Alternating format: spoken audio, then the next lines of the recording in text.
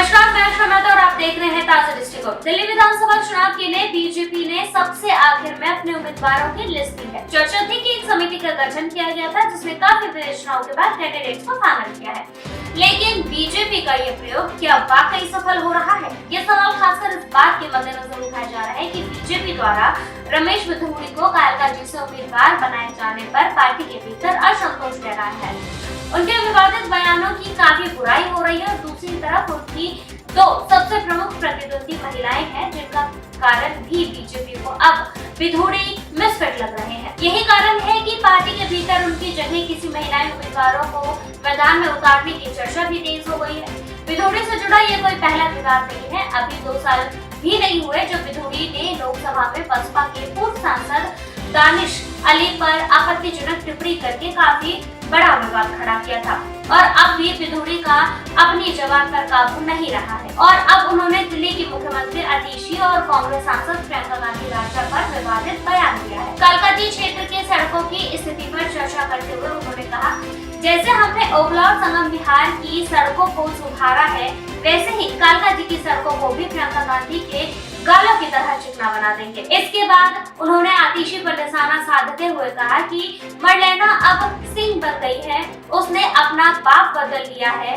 पहले वो मरलेना थी, अब सिंह हो गई है। गौरतलब आतिशी ने 2018 में अपना उपनाम मरलेना छोड़कर सिंह कर लिया था, क्योंकि वो दिल्ली विश्वविद्यालय के पूर्व शिक्षक विजय सिंह की बेटी है। बिधूड़ी के बयानों पर आम आदमी पार्टी और कांग्रेस की तीखी प्रतिक्रिया दी है। एक प्रेस कॉन्फ्रेंस में आतिशी इस मुद्दे पर बोलते हुए भावुक हो गई। वहीं कांग्रेस नेता ममता चौधरी ने लखनऊ में पुलिस में शिकायत दर्ज कराते हुए आरोप लगाया कि बिधूड़ी के बयान प्रियंका गांधी के लिए अपमानजनक और मानहानि करने वाले हैं। बिधूड़ी ने विवाद बढ़ने के बाद माफी मांगने में भी अपनी भलाई समझी। एक्स पर उन्होंने पोस्ट किया कि कुछ लोग राजनीतिक लाभ के लिए हमारे बयान को गलत संदर्भ में पेश करते हैं। मेरे उद्देश्य किसी का अपमान करना नहीं था, फिर भी यदि किसी को ठेस पहुंची हो तो मैं खेद व्यक्त करता हूँ। बीजेपी सूत्रों के अनुसार रविवार के बाद से पार्टी के अंदर कम से कम 2 बैठकें हो चुकी है, जिसमें बिधूड़ी की उम्मीदवारी को शिफ्ट करने या रद्द करने पर चर्चा की गई है। गुर्जर समुदाय से जुड़े दक्षिण दिल्ली के इस नेता को कालकाजी से टिकट देने पर पहले से ही सवाल उठ रहे थे,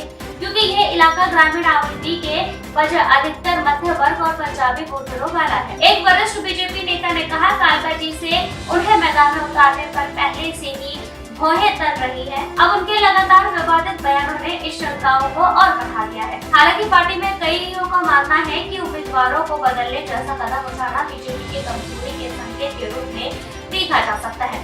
संभावित महिला उम्मीदवारों के रूप में पूर्व सांसद मीनाक्षी लेखी, राज्य इकाई की उपाध्यक्ष योगिता सिंह और मनप्रीत कौर कालका के नाम पर विचार हो रहा है। हालांकि ये चर्चा अभी शुरुआती चरण में है। आरएसएस से जुड़े बिधूड़ी ने कॉलेज के दिनों में एबीवीपी से राजनीति की शुरुआत की। उन्होंने बीकॉम की पढ़ाई के बाद मेरठ के चौधरी चरण सिंह विश्वविद्यालय से कानून की डिग्री हासिल की। बीजेपी में उन्होंने दिल्ली के महासचिव और उपाध्यक्ष जैसे पदों पर काम किया है और राजनाथ सिंह जैसे वरिष्ठ नेताओं के करीबी माने जाते हैं। वो 2 बार के लोकसभा सांसद और 3 बार के विधायक रह चुके हैं। हालांकि बिधूड़ी का करियर विवादों से घिरा रहा। सितंबर 2023 में चंद्रयान 3 पर चर्चा के दौरान उन्होंने लोकसभा में दानिश अली पर आपत्तिजनक टिप्पणी की।